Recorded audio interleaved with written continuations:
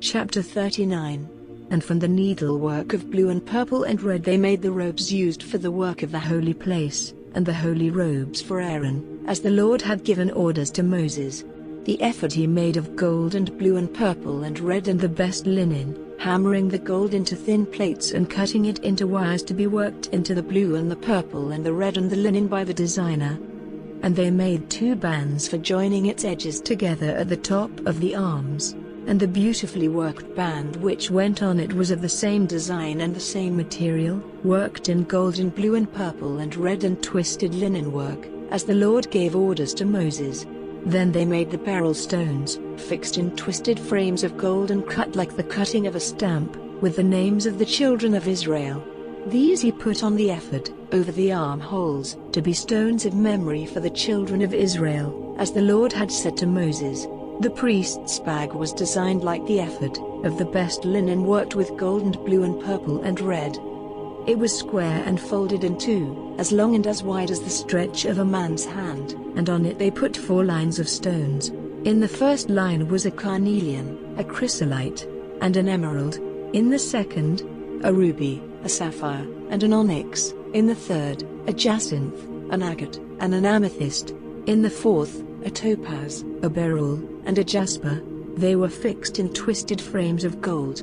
There were 12 stones for the 12 tribes of Israel. On every one the name of one of the tribes of Israel was cut, like the cutting of a stamp, and on the bag they put gold chains, twisted like cords.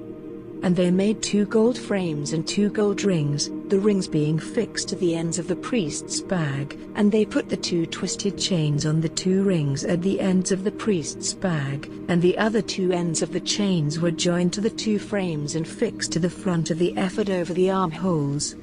And they made 2 rings of gold and put them on the 2 lower ends of the bag, on the inner side nearest to the ephod. And 2 other gold rings were put on the front of the ephod, over the armholes, at the joint, and over the worked band. And the rings on the bag were fixed to the rings of the ephod by a blue cord, keeping it in place over the band, so that the bag might not get loose, as the Lord gave orders to Moses. The robe which went with the ephod was made all of blue, with a hole at the top in the middle, like the hole in the coat of a fighting man, edged with a band to make it strong. The skirts of the robe were worked all round with fruits in blue and purple and red made of twisted linen, and between the fruits all round the skirt they put gold bells, as the Lord gave orders to Moses. All round the skirt of the robe were bells and fruits in turn. The coats for Aaron and his sons they made of the best linen, and the twisted headdress for Aaron, and beautiful headdresses of linen, and linen trousers, and a linen band worked with a design of blue and purple and red, as the Lord had said to Moses. The plate for the holy crown was made of the best gold, and on it were cut these words, Holy to the Lord. It was fixed to the headdress by a blue cord, as the Lord had given orders to Moses.